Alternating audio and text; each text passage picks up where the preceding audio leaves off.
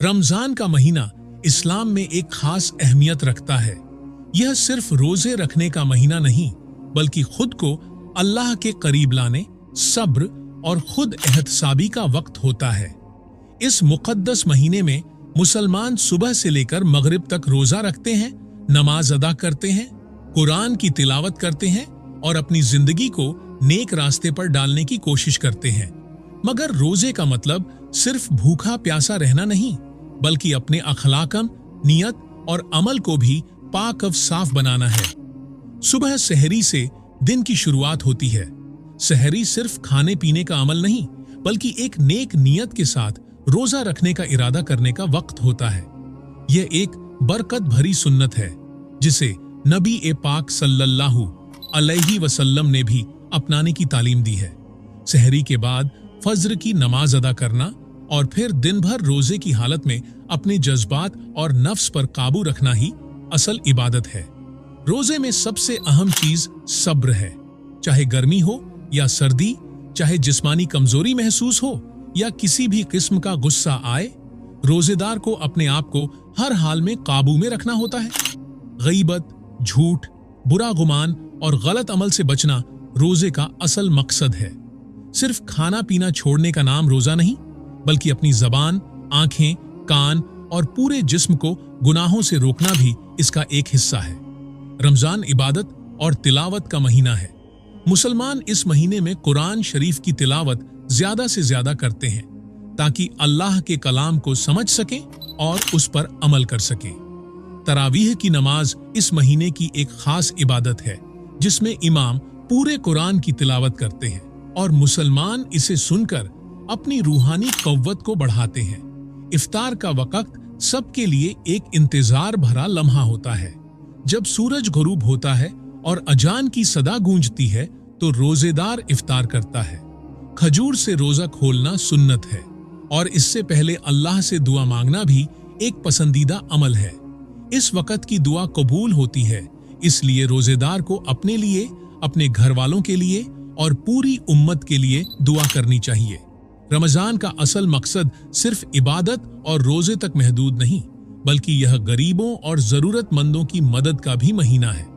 ज़कात और सदका इस महीने में ज्यादा दिया जाता है, ताकि गरीब और बेसहारा लोग भी रमजान की खुशियों में शामिल हो सके। एक सच्चा मुसलमान रमजान में सिर्फ अपने लिए नहीं, बल्कि दूसरों के लिए भी सोचता है और जितना मुमकिन हो सके नेकियां करने की कोशिश करता है।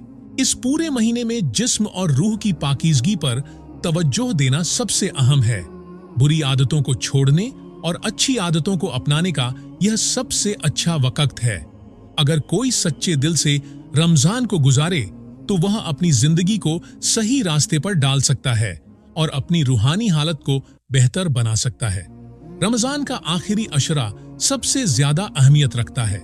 इसमें शबे कद्र जैसी मुबारक रात होती है, जो 1000 महीनों से बेहतर मानी जाती है। इस रात में इबादत करने का अज्र बेहिसाब है और अल्लाह अपने बंदों की मगफिरत फरमाता है। यही वजह है कि आखिरी अशरे में बहुत से लोग एतिकाफ में बैठते हैं और दुनिया से कटकर सिर्फ अल्लाह की इबादत में मशगूल हो जाते हैं। फिर आखिर में ईद उल फित्र की तैयारियां शुरू होती हैं। रमजान के रोजों के बाद ईद एक इनाम की तरह होती है। मुसलमान सुबह की नमाज के बाद ईदगाह में जमा होते हैं, एक दूसरे को गले लगाते हैं और ईद की मुबारकबाद देते हैं।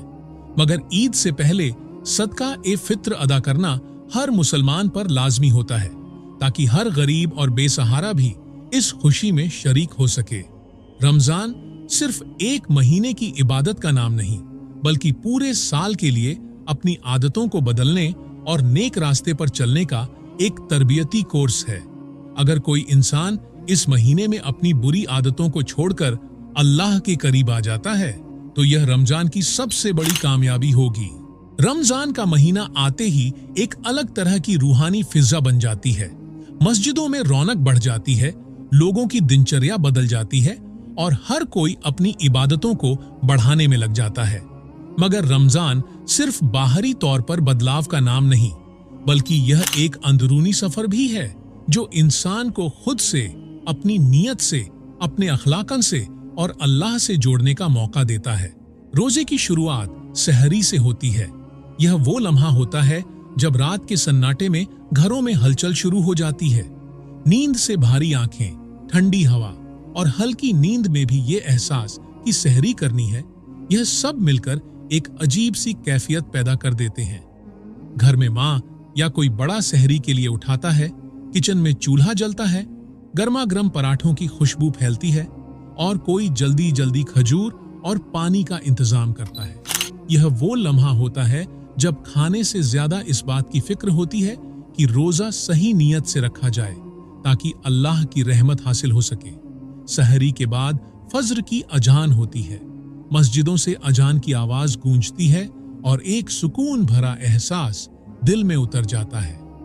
फज्र की नमाज के बाद कुछ लोग कुरान की तिलावत में मशगूल हो जाते हैं, कुछ आराम करने चले जाते हैं तो कुछ अपनी रोजमर्रा की जिम्मेदारियों में लग जाते हैं। मगर एक बात हर रोजेदार को महसूस होती है कि अब पूरी दुनिया में हलचल शुरू हो गई है, लेकिन वो खुद एक अलग ही रूहानी सफर पर निकल चुका है। सुबह के वक्त रोजे का पहला इम्तिहान शुरू होता है, जब चाय पीने की आदत वाले लोग बिना चाय के दिन की शुरुआत करते हैं, जब ऑफिस जाने वाले या मजदूरी करने वाले लोग बिना पानी के काम में मशगूल रहते हैं, जब स्कूल और कॉलेज जाने वाले बच्चे गर्मी में बिना पानी पिए वक्त गुजारते हैं, तब रोजे का असल मकसद समझ में आता है। यह सिर्फ भूखे प्यासे रहने का नाम नहीं, बल्कि अपने नफ्स को कंट्रोल करने का अमल है। दोपहर होते होते भूख और प्यास बढ़ने लगती है, गर्मी में हलक सूखने लगता है, हाथ पैर ढीले पड़ने लगते हैं और जिस्म पर थकावट हावी होने लगती है। मगर इस सब के बावजूद एक सुकून महसूस होता है, क्योंकि दिल को यह इत्मीनान होता है कि यह सब अल्लाह की खातिर किया जा रहा है। रमजान सिर्फ जिस्म को तकलीफ देने का नाम नहीं, बल्कि इसमें सबसे ज्यादा तवज्जो अखलाकम पर दी जाती है। झूठ, गईबत, गुस्सा और हर तरह की बुरी आदत से बचने की कोशिश की जाती है। अगर किसी ने कुछ गलत कह भी दिया तो रोजेदार बस यही जवाब देता है कि वो रोजे से है। यह सब्र और बर्दाश्त का महीना है, जहां इंसान अपने अंदर के गुस्से और नफ्स को काबू करना सीखता है। शाम के वक्त जब इफ्तार का वक्त करीब आता है तो एक अजीब सी खुशी दिल में बस जाती है। घरों में इफ्तार की तैयारियां शुरू हो जाती हैं। मेज पर तरह तरह के पकवान सजने लगते हैं। खजूर, शरबत, समोसे, पकोड़े और जाने कितनी ही चीजें इकट्ठी हो जाती हैं। मगर इस सब के बीच एक खास बात यह होती है कि हर कोई अजान के इंतजार में बैठा होता है। घड़ी की सुइयां धीरे धीरे चलती हैं और जैसे ही अजान होती है, सबकी जुबान से बस एक ही लफ्ज निकलता है, अल्हम्दुलिल्लाह। इफ्तार के वक्त की दुआ कबूल होती है। रोजेदार अपने लिए, अपने घर वालों के लिए, अपने दोस्तों और पूरी उम्मत के लिए दुआ करता है। यह वो लम्हा होता है जब हर किसी का दिल पिघल जाता है, हर किसी की आंखें नम हो जाती हैं और हर कोई अपने रब से अपने गुनाहों की माफी मांगता है। इफ्तार के बाद नमाज और तरावीह का सिलसिला शुरू हो जाता है। मस्जिदों में भीड़ लग जाती है। हर कोई इमाम के पीछे खड़ा होकर कुरान सुनता है और पूरे रमजान में कोशिश की जाती है कि कम से कम एक बार पूरा कुरान सुन लिया जाए। यह वो महीना है जिसमें दिल और रूह की ग़िज़ा पूरी की जाती है। रमजान सिर्फ इबादत और रोजे तक महदूद नहीं, बल्कि यह गरीबों और जरूरतमंदों की मदद का भी महीना है। इस महीने में ज़कात और सदका ज्यादा दिया जाता है ताकि गरीब और बेसहारा लोग भी रमजान की खुशियों में शामिल हो सकें। मस्जिदों में इफ्तार का एहतमाम किया जाता है। लोग अपने आस पड़ोस में जरूरतमंदों तक खाना पहुंचाने की कोशिश करते हैं और हर किसी की कोशिश होती है कि अल्लाह की राह में ज्यादा से ज्यादा दिया जाए। रमजान का आखिरी अशरा आते ही एक अजीब सी उदासी छाने लगती है। दिल में यह एहसास घर कर जाता है कि यह मुबारक महीना अब जल्द ही खत्म होने वाला है। आखिरी अशरे में लोग ज्यादा से ज्यादा इबादत में लग जाते हैं, तौबा करते हैं, शबे कद्र की तलाश में पूरी पूरी रात जागकर अल्लाह से मगफिरत मांगते हैं। इस अशरे में बहुत से लोग एतिकाफ में बैठते हैं, दुनिया से कटकर सिर्फ अल्लाह की इबादत में मशगूल हो जाते हैं। यह वो लम्हे होते हैं जब इंसान को अपनी जिंदगी की असल हकीकत समझ में आती है। आखिरकार ईद का चांद नजर आ जाता है। एक तरफ रमजान के जाने का गम होता है तो दूसरी तरफ ईद की खुशी। घरों में रौनक बढ़ जाती है, बाजार सज जाते हैं, नए कपड़ों और मिठाइयों का एहतमाम किया जाता है। मगर ईद से पहले सदका ए फित्र अदा करना जरूरी होता है ताकि हर गरीब और जरूरतमंद भी इस खुशी में शरीक हो सके। ईद की सुबह हर मुसलमान खुशियों से भर जाता है। मस्जिदों में लोग ईद की नमाज अदा करने जाते हैं, एक दूसरे को गले लगाकर मुबारकबाद देते हैं और घर आकर सिवियां और मीठे पकवान खाते हैं। मगर इस सब के बीच एक बात समझ में आती है कि रमजान ने हमें जो सबक सिखाया उसे सिर्फ एक महीने तक नहीं बल्कि पूरी जिंदगी तक अपनाना है। रमजान सिर्फ भूखे प्यासे रहने का नाम नहीं बल्कि यह खुद को बदलने का मौका है। यह अपने अखलाक सुधारने, अपने गुनाहों की माफी मांगने, दूसरों की मदद करने और अल्लाह से अपना रिश्ता मजबूत करने का सबसे बेहतरीन वक्त है। अगर कोई इंसान इस महीने को सही तरीके से गुजारे तो वह अपनी पूरी जिंदगी को बदल सकता है और अल्लाह की रहमत हासिल कर सकता है। रमजान का महीना आते ही जिंदगी का एक अलग ही रंग देखने को मिलता है। यह वह वक्त होता है जब हर कोई अपने आम दिनों से हटकर जीने की कोशिश करता है। मस्जिदों में रौनक बढ़ जाती है, सहरी और इफ्तार के वक्त घरों में हलचल होती है और हर कोई अपनी इबादतों को बेहतर बनाने की कोशिश में लग जाता है। मगर रमजान सिर्फ इन चीजों तक सीमित नहीं होता।